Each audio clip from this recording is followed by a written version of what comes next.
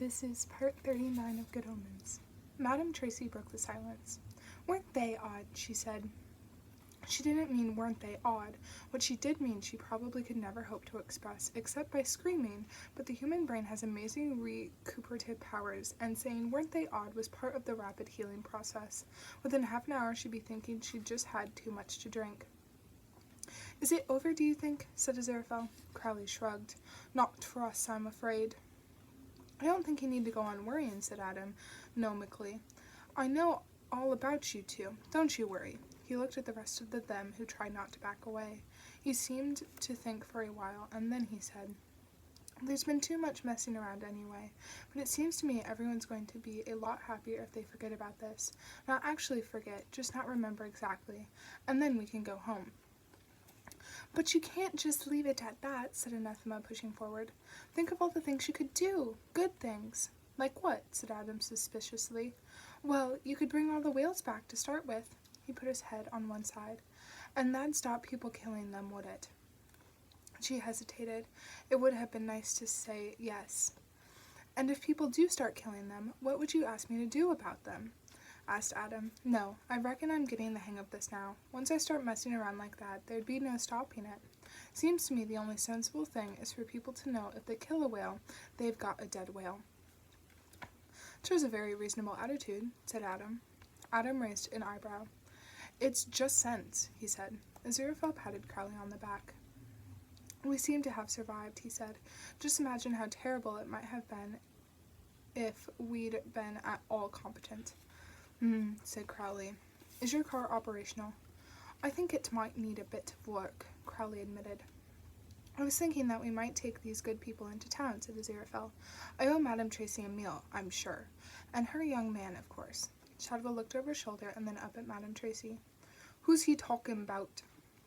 He asked her triumphant expression. Adam rejoined the them. "I reckon we'll just be getting home," he said. "But what exactly happened?" said Pepper. "I mean, there was all this—" "It doesn't matter anymore," said Adam. "But you could help so much," Anathema began, as she wandered back to their bikes. Newt took her gently by the arm. "That's not a good idea," he said. "Tomorrow is the first day of the rest of our lives." "Do you know," she said, "of all the trite sayings I've ever really hated, that comes top." "Amazing, isn't it?" said Newt happily. "Why have you got Dick Turpin painted on the side of your car?" "It's a joke, really," said Newt. "Because everywhere I go, I hold up traffic," he mumbled wretchedly. Crowley looked glumly at the controls of the Jeep. "I'm sorry about the car," Aziraphale was saying. "I know how much you liked it. Perhaps if you concentrated really hard, it wouldn't be the same," said Crowley. "I suppose not. I had it from new, you know. It wasn't a car. It was more a sort of whole-bodied glove." He sniffed. "What's burning?" he said. A breeze swept up the dust and dropped it again. The air became hot and heavy, imprisoning those within it like flies in syrup. He turned his head and looked into Aziraphale's horrified expression. "But it's over," he said. "It can't happen now. The thing, the correct moment or whatever, it's gone, past, it's over." The ground began to shake. The noise was like a subway train, but not one passing under. It was more like the sound of one coming up. Crowley fumbled madly with the gear shift. "That's not Beelzebub," he shouted above the noise of the wind. "That's him, his father. This isn't Armageddon. This is personal. Start, you bloody thing." The ground moved under Anathema and Newt, flinging them onto the dancing concrete. Yellow smoke gusted from between the cracks. "It feels like a volcano," shouted Newt. "What is it?" "Whatever it is, it's pretty angry," said Anathema. In the Jeep, Crowley was cursing. Aziraphale laid a hand on his shoulder. "There are humans here," he said. "Yes," said Crowley, "and me." "I mean, we shouldn't let this happen to them." "Well, what—" Crowley began and stopped. "I mean, when you think about it, we've got them into enough trouble as it is. You and me, over the years, what with one thing or another." "We were only doing odd jobs," muttered Crowley. "Yes, so what? Lots of people in history have only done their jobs, and look at the trouble they caused." "You don't mean we should actually try to stop him?" "What have you got to lose?" Crowley started to argue, and realized he hadn't anything. There was nothing he could lose that he hadn't lost already. They couldn't do anything worse to him than he had coming to him already. He felt free at last. He also felt under the seat and found a tire iron. It wouldn't be any good, but then nothing would. In fact, it'd be much more terrible facing the adversary with anything like a decent weapon. That way, you might have a bit of hope, which would make it worse. Aziraphale picked up the sword lately dropped by war and hefted its weight thoughtfully. Gosh, it's been years since I used this, he murmured. About 6,000, said Crowley. My word, yes, said the angel. What a day that was, and no mistake, good old days.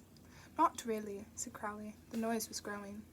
People knew the difference between right and wrong in those days, said Aziraphale dreamily. Well, yes, think about it. Ah, yes, too much mussing about. Yes, Aziraphale held up the sword. There was a whoop as it suddenly flamed like a bar of magnesium. Once you've learned how to do it, you never forget, he said. He smiled at Crowley. I'd just like to say, he said, if we don't get out of this, that I'll have known, deep down inside, that there was a spark of goodness in you. That's right, said Crowley bitterly. Make my day. Aziraphale held out his hand. Nice knowing you, he said. Crowley took it. Here's to the next time, he said. And Aziraphale, yes, just remember, all have known that, deep down inside, you were just enough of a bastard to be worth liking. There was a scuffling noise, and they were pushing it aside by the small, dynamic shape of Shadwell, waving the thunder gun purposefully. I wouldn't trust ye two southern Nazi boys to kill a lame rat in a barrel, he said. Who are we fighting now? The devil, said Aziraphale simply. Shadwell nodded, as if this hadn't come up as a surprise, threw the gun down, and took off his hat to expose a forehead known and feared wherever street-fighting men were gathered together. I reckon so, he said. In that case, I'm going to use me hand. Newt and Anathema watched the three of them walk unsteadily away from the jeep. With Shadwell in the middle, they looked like a stylized W. What on earth are they going to do? Said Newt. And what's happening? What's happening to them? The coats of Aziraphale and Crowley split along the seams. If you were going to go, you might as well go in your own true shape. Feathers unfolded towards the sky. Contrary to popular belief, the wings of demons are the same as the wings of angels, although they're often better groomed. Shadwell shouldn't be going with them, said Newt, staggering to his feet. What's a Shadwell? He's my Sarge. He's this amazing old man, you'd never believe it. I've got to help him.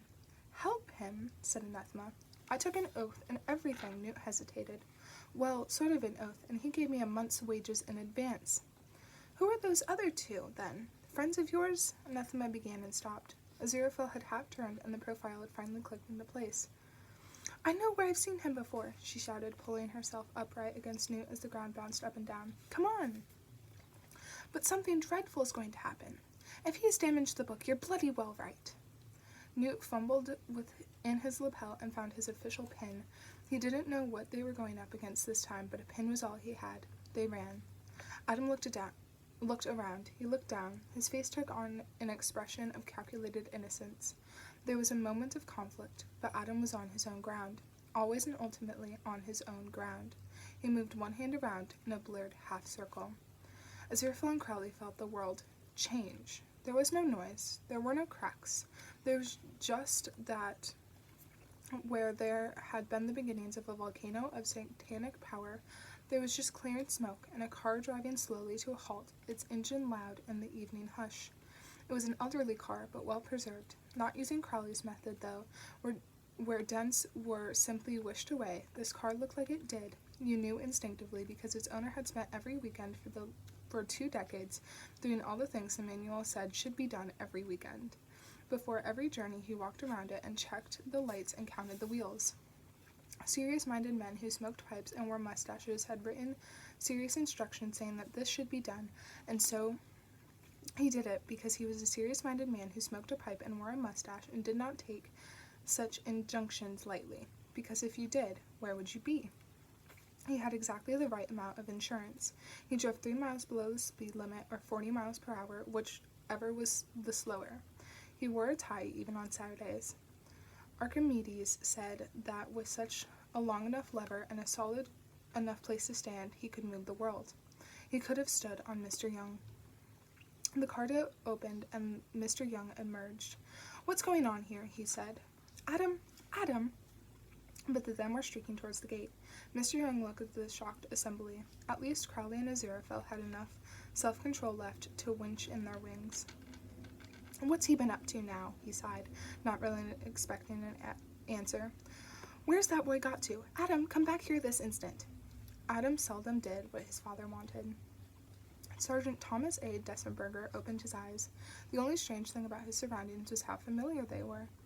There was his high school photograph on the wall, and his little Stars and Stripes flag in the tooth mug next to his toothbrush, and even his little teddy bear still with its little uniform. The early afternoon sun flooded through his bedroom window. He could smell apple pie. That was one of the things he missed most about spending his Saturday nights a long way from home. He walked downstairs. His mother was at the stove, taking a huge apple pie out of the oven to cool. "Hi, Tommy," she said. "I thought you were in England." "Yes, Mom. I was normatively in England, Mom. Protecting democratism, Mom, sir," said Sergeant A. Dessenberger. "That's nice, hun," said his mother. "Your papa's down in the big field with Chester and Ted. They'll be pleased to see you." Sergeant Thomas A. Dessenberger nodded. He took off his military-issue helmet and his military-issue jacket, and he rolled up his military-issue shirt sleeves.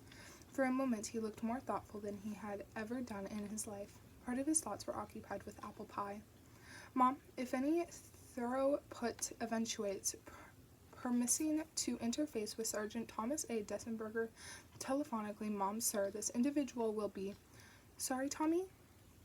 Tom Dessenberger flung his gun on the wall above his father's battered old rifle. "I said if anyone calls, Mom, I'll be down in the big field with Pop and Chester and Ted." The van drove slowly up to the gates of the airbase. It pulled over. The guard on the midnight shift looked in the window, checked the credentials of the driver, and waved him in. The van meandered across the concrete. It parked on the tarmac of the empty airstrip near where two men sat sharing a bottle of wine. One of the men wore dark glasses. Surprisingly, no one seemed to be paying them the slightest attention. "Are you saying," said Crowley, "that he planned it this way all along, from the very beginning?" Aziraphale consciously wiped the top of the bottle and passed it back. "Could have," he said. "Could have. Only one could always ask him, I suppose." "From what I remember," replied Crowley thoughtfully, "and we were never actually on what you might call speaking terms, he wasn't exactly one for a straight answer. In fact, he'd never answer at all. He'd just smile, as if he knew something that you didn't." "And of course that's true," said the angel. "Otherwise, what'd be the point?" There was a pause, and both beings stared reflectively off into the distance, as if they were remembering things that neither of them had thought of for a long time.